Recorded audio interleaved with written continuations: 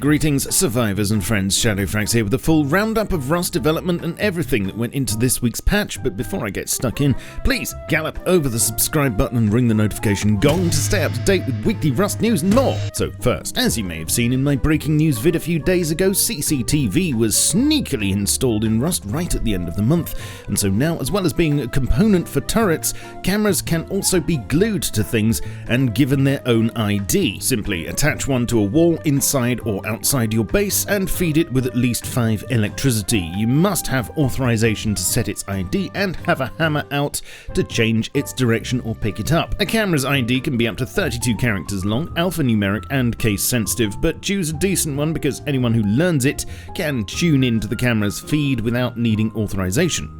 Unless you want that, of course. I mean, some people like being watched. Also, you can only set their direction manually for now, and they'll point at where you're currently standing when you do. Cameras still can't be crafted, only found. They stack to 64 at the moment, but this will likely change. They have 150 HP, so taking one offline is within the realms of possibility, or if you get tool cupboard authorization, you can of course pick them up. Now, you won't be able to take advantage of any cameras if you don't have one of these. This is the other end of the bargain, the new computer station, which is needed to view camera feeds. It's about the size of a workbench and can either be bought at the compound for 300 scrap or found occasionally in loot. It costs 75 scrap to research, and crafting requires 20 high-qual, 1 laptop, 1 broadcaster and a receiver at a level 2 workbench. It has 500 HP and can also be picked up with a hammer if you have auth. Right now it doesn't need electricity, although this could change. To use one, simply mount it, which will put you in the computer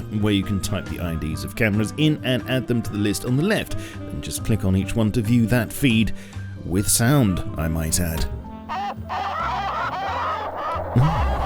Some things to note here: there are currently no restrictions on distance, so you can be the other side of the map to a camera and it'll work fine. A single camera's feed can be viewed from many computer stations at the same time, and when a camera's being used, a light on the front will come on to let you know you're being watched.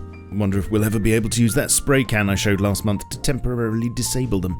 Now there's an idea. Also, it appears that there was a small cryptic leak in quote marks of IDs relating to cameras on the oil rigs, sphere tank, Bandit camp, scientist compound and airfield, because yes, you can now tap into these and see exactly when someone's trying to surreptitiously buy weapons or secure loot.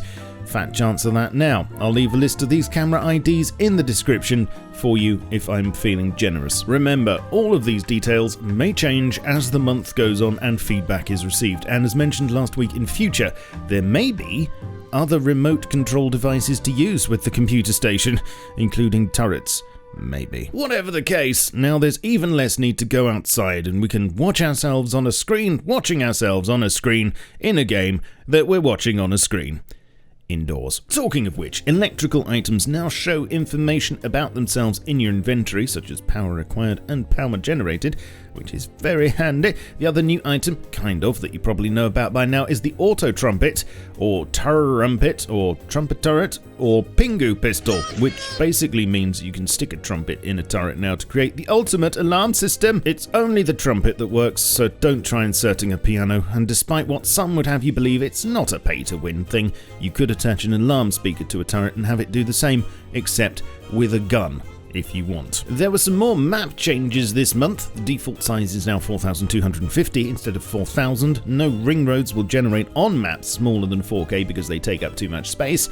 Road meshes have several LODs now to help with performance. Roadside monuments such as petrol stations, warehouses and sperm kits can spawn next to both main roads and side roads, and there are more improvements in the pipeline apparently to get us ready for larger map sizes. For example, to improve the nav mesh generation at server start. There were a box full of exploit fixes this month, including horse leaning exploits, sleeper parenting ones, a seemingly endless amount of scrap transport heli ones, even more explosive ammo, fire arrow and incendiary rocket exploits, various projectile trajectory exploits, and ones that allowed you to create tool cupboards that belong to external or faraway bases. Plus, there's now logging for when admins spawn things to protect against abuse, and for players some better messages when not able to build somewhere for some reason. Also, shotgun traps now work under the waterline in caves. praise be. Console news! F1 console, I mean, sorry. You can now create your own composite keybinds. For example, bind leftshift+X kill, so you have to press 2 buttons instead of 1. Also, Meta.add can be used to make binds incremental, so every time you press it, you get a step more or less of whatever the variable is.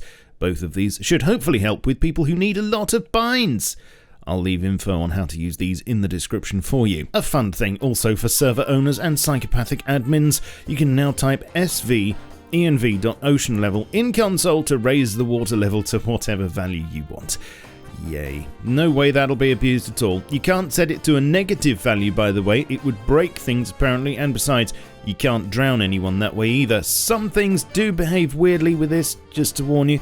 But it'll be interesting to see what gets done with it. FacePunch spent some money and updated their build server hardware, plus optimizations to the process mean that times for building new versions of the game are reduced, which helps for those When's Whip days. Chinese, Japanese and Korean player names on the team doc and item names should show properly now, as well as some of the options screen and achievements list. And for server owners, Gary has some good news on the netcode front. See blog for full details, but in brief, you can now use Valve's new iSteam networking socket system instead of RackNet, which is old and has issues. Plus, in future, there's the possibility to connect via Steam ID instead of IP address, which means no IP addresses will be visible and servers can't get DDoSed, apparently.